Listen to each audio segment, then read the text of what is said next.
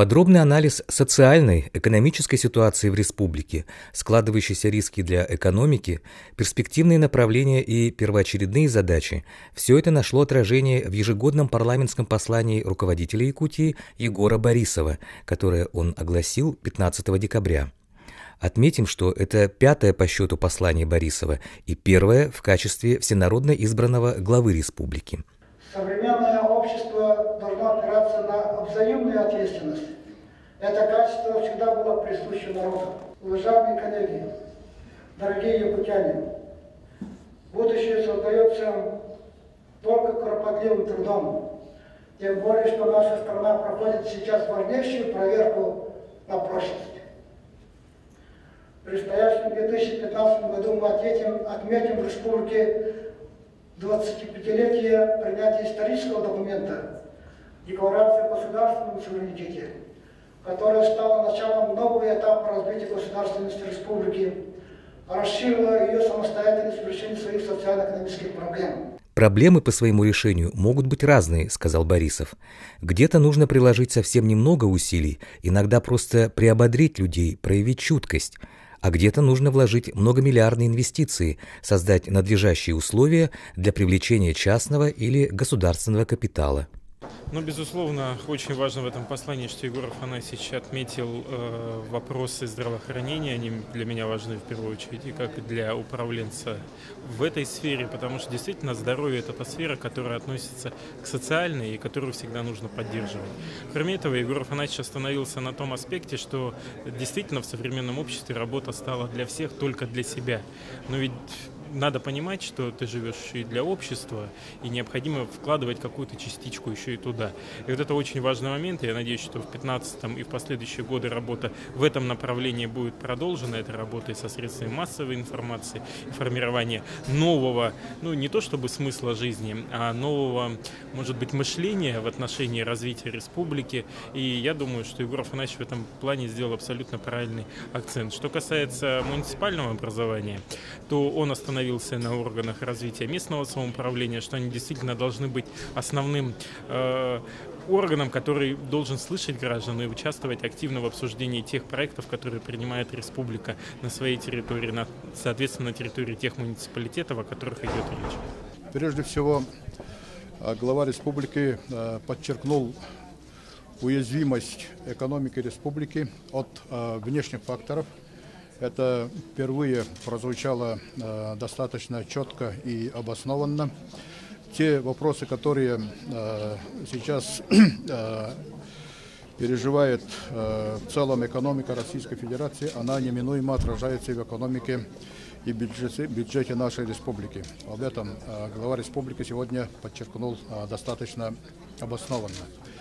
Второе, исходит из этого, это прежде всего опора на собственные ресурсы. Для этого поставлены несколько таких конкретных проблем перед правительством республики, ну и, разумеется, перед государственным собранием. Но я думаю, что нам в течение 2015 года, а может и 2016 года предстоит работать над этими вопросами. И третье, один из основных тоже моментов, которое было сегодня подчеркнуто, оно исходит из послания президента Российской Федерации, Федеральному собранию Российской Федерации. Это поддержка малого и среднего бизнеса, в общем, поддержка малого предпринимательства, сферы предпринимательства в целом в нашей республике. В этом направлении и правительство, и Государственное собрание намечают дорожную карту, и эта работа, она будет у нас совершена, хотя малый бизнес, он имеет очень определенную свою природу.